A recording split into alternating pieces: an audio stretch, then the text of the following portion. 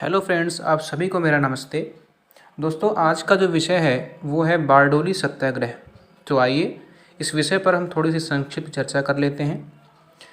दरअसल बारडोली ये एक स्थान का नाम है जो कि गुजरात में स्थित है। गुजरात के सूरत ज़िले में एक तालुका है, एक ब्लॉक है जहाँ पर ये बारडोली स्थित है। दरअसल बारडोली सत्याग्रह का जो संबंध है वो कुछ इस प्रकार है कि बारडोली स्थान पर एक बार कुछ प्राकृतिक आपदा के कारण वहाँ पे कपास की खेती होती है। तो कपास की खेती का जो प्रोडक्शन था, जो उत्पादन था, वो कुछ कम हो गया, उसका उत्पादन कुछ धीमा हो गया। बावजूद इसके, चूँकि उस समय ब्रिटिश गवर्नमेंट थी, तो ब्रिटिश गवर्नमेंट ने जो उस पर लगने वाला लगान था, जो टैक्स था, उसको 22% बढ़ा दिया। तब किसानों ने इसी के खिलाफ आंदोलन किया, ब्रिटिश गवर्नमेंट के खिलाफ आंदोलन किया, और आंदोलन इसीलिए था कि टैक्स कम किया जाए। इसके पश्चात क्या हुआ कि सरदार वल्लभ भाई पटेल जी, अभी तक तो ये सरदार नहीं थे, अभी तक तो ये सिर्फ वल्लभ भाई पटेल थे।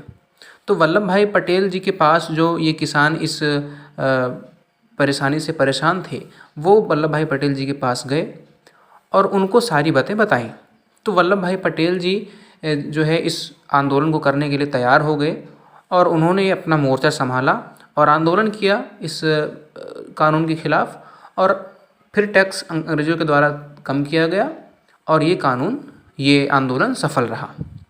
तो ये तो है इसकी संक्षिप्त चर्चा। आइए इसके बारे में थोड़ा सा हम और थोड़ा गहराई से जान लेते हैं। इसके बारे में कुछ तथ्य हैं इसके बारे में विशेष।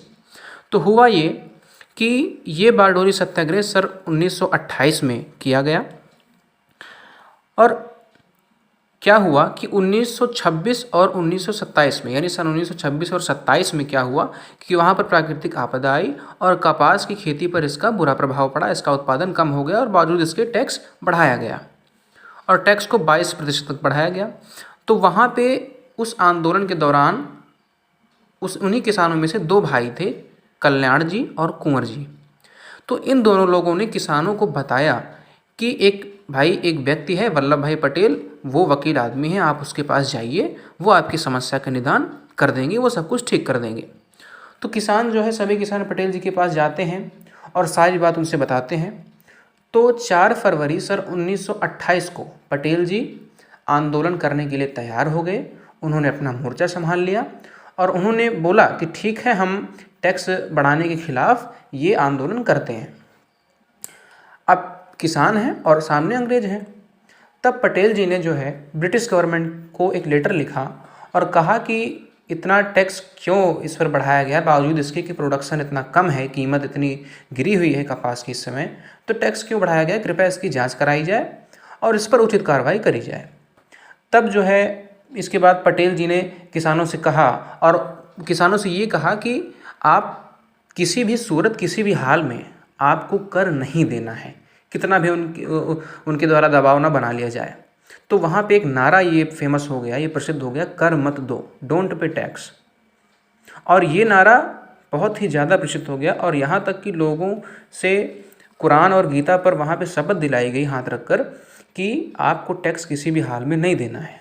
इसके बाद ये आंदोलन इतना बड़ा हो गया कि बम्बई की जो वहाँ की विधान परिषद थी, वहाँ उस विधान परिषद में जो हिंदुस्तानी मेंबर्स थे, उन्होंने अपना रिज़ाइन दे दिया, इस्तीफ़ा दे दिया। और बात यही नहीं रुकी, बात यहाँ तक बढ़ गई कि जो ब्रिटेन की जो पार्लियामेंट थी, वहाँ पे भी इस नारे की चर्चा होने लगी कि हाँ भाई, बारडोली में जो है, गुजरात के बारडोली में ऐसा कुछ हुआ है और यहाँ पे नारा ये चला है कि आपको टैक्स नहीं देना है। तो क्या होता है कि चूँकि इतनी चर्चाएं हो गई थी, इतना ये आंदोलन इतना बड़ा हो चुका था, तो हम भारतीयों के भी आगे उन अंग्रेज़ों का झुकना ये तो पक्का था।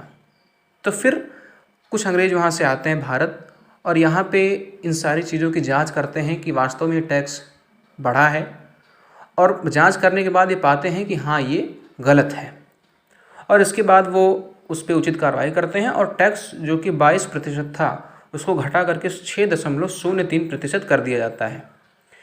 इसके बाद ये मान लिया जाता है, मान क्या लिया जाता है, ये एकदम कन्फर्म हो गया कि ये आंदोलन हमारा सफल रहा और किसान फिर आगे बढ़े। अब यहाँ पर चूँकि इस आंदोलन में महिलाएं भी शामिल थीं, महिलाएं जैसे कस्तूरबा गांधी थी और भी महिलाएं थीं, तो महिलाएं शामिल थीं। और उसी आंदोलन के दौरान क्या हुआ था कि आंदोलन चल ही रहा था, तभी एक महिला चिल्ला कर बोली वल्लभ भाई पटेल जी को। वो बोली कि तुम हमारे सरदार हो, चिल्ला कर बोली। तभी वहाँ से सभी किसानों ने, वहाँ पे जितने भी उस आंदोलन में लोग शामिल थे, उन्होंने मान लिया, उन्होंने भी सरदार माना और वहीं से वो फेमस हो गए कि हाँ सरदार वल्लभ भाई पटेल, वहीं से उनका नाम सरदार वल्लभ भाई पटेल पड़ गया। तो ये छोटा सा विषय था। आप सभी का बहुत बहुत धन्यवाद। जय हिंद, भारत माता की जय।